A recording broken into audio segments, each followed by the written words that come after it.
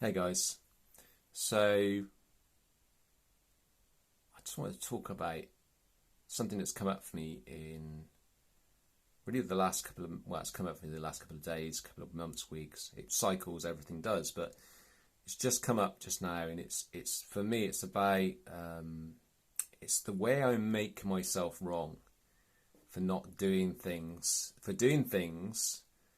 or being a particular way, doing things that I've planned, not doing things that I've planned, and then doing something else instead.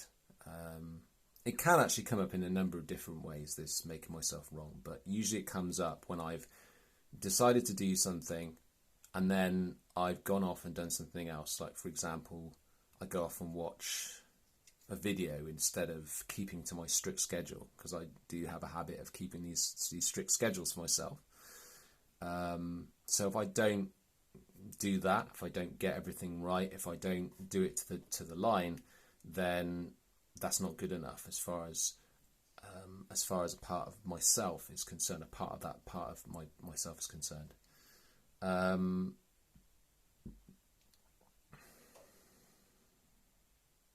So what normally happens is that I start off doing something, and at any given point in time, there's always like a fear in the back of my mind. Sorry, guys, got indigestion. There's a fear in the back of my mind that I'm going to veer off that strict schedule that I've set for myself, and the fear is that I'm going to get scolded. Now, nobody's scolding me because it's only me in there. It's nobody else. And so, whilst I appreciate that those patterns we pick up from our early years, different stages of our life, they have a source, and maybe they happened a couple of times in what we would feel like a similar way, but they've usually got a source. They've usually got a spark point, an explosion point when they happened, and the patterns they follow us through. They can dictate. They can literally become such a prominent part in your life that you can continue those patterns for the rest of your life. So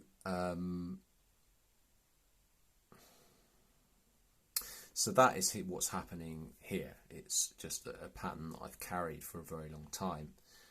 And I've carried that into everything that I do. So the reason I keep a strict schedule is because, like I said before, I don't want to fail, because failure means being scolded. Failure means being emotionally abused and told that I'm not good enough, and told that I'm useless, and told that I'm stupid or thick or whatever it might be. That has come up comes up in the past. I might add to what I just said before that, and I think I've covered this, but the patterns that sparked in the past, they follow us through because we continue those patterns. We continue those patterns with our cycles, with our thoughts, with the way we feel, until we break those patterns. They will continuously run our lives. So it's a continuation. So all of that now is happening in my head. It's happening. It's sparking off my emotions and various other different things. And it's like a loop. It's like a belief loop. If I don't do this, I have to complete this circle. And if I don't complete this circle, then the opposite thing that happens is there's two options. I can feel good. So there's a reward there. If I get all of this right, perfect the first time round. Or I can feel really bad, feel like I'm a failure, feel like I'm a miserable failure, and feel like it's the end of the world, feel like it's the end of me. And this one I don't want. I don't want to feel like that. But the trouble is with that is that it keeps you going in that loop, because you're suppressing something. It keeps me going in that loop because I'm suppressing something. I'm talking about me here, guys. I've noticed this in some of the videos I do. Sometimes I usually go your, and it's about me, this one. So So it's keeping me in a this pattern's keeping me in a suppression loop. I'm suppressing how I feel, and what I see for myself is the cure is to get everything perfect every single time, which is a very hard to live up to. In fact, it's almost impossible, because no one ever gets anything perfect every single time. It just doesn't happen.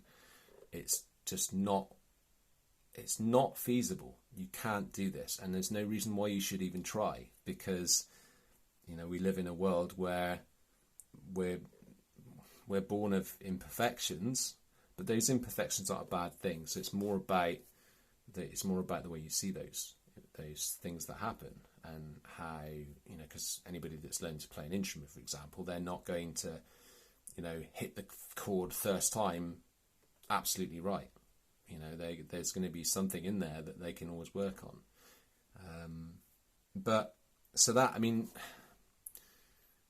with that's what's going on. I'm making that's the making myself wrong part, is if I don't get this perfect, then, or I don't, it's like I'm doing this to distract myself from this particular thing that I don't want, that I've told myself that I need to do. And now, because I feel like I need to do it, I don't want to do it, and I want to do this thing instead that's easier, and that I get to zone out of and not pay attention to how I'm feeling.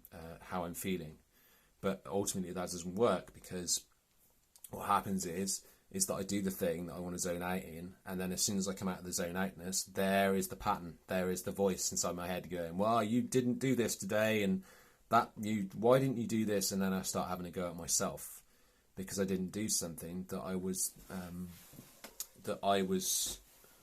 I felt like I needed to do in order to feel better. So whichever way, I'm fucked if I do, I'm fucked if I don't. So I'm screwed both ways. If I I still get to fail, even if I zone out, but it has to be done in exactly the only way to get through this for me is to do things perfectly, and that's just not. It's just not a way to live your life. And all of it is down to avoidance. It's down to avoiding a particular feeling or emotion, trying to avoid something which it never.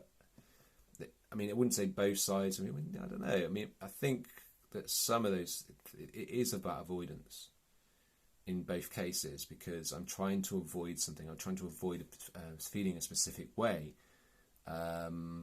By zoning out, I'm trying to avoid feeling a specific way by doing things perfectly, so I can get a reward. Of course, the reward's never enough, because the problem's still there. The issue is still burning, because I'm not really solving anything. I'm just feeding the loop. So the way to break the loop is to become the observer. Is to observe what's happening. Is to feel the emotion. Is to observe the thoughts. And like I said in the previous video. You can't be, I think I said it in the previous video anyway, but you can't be involved in something and observing it at the same time, because if you're involved, you're fully in there. You're unconscious. You're actually being navigated by the very thing that you're trying to observe, and you can't observe it. So the only way is to become the observer, is to learn to observe what's going on with your emotions, what's going on with your thoughts, observe what's going on with the outside world, and not make it wrong. And so that's what I feel is at the crux of this, is I'm making myself wrong for doing this. I'm making myself wrong for having a life experience. I'm making myself wrong for making mistakes. I'm making myself wrong in all those places in life. It's like a core pattern.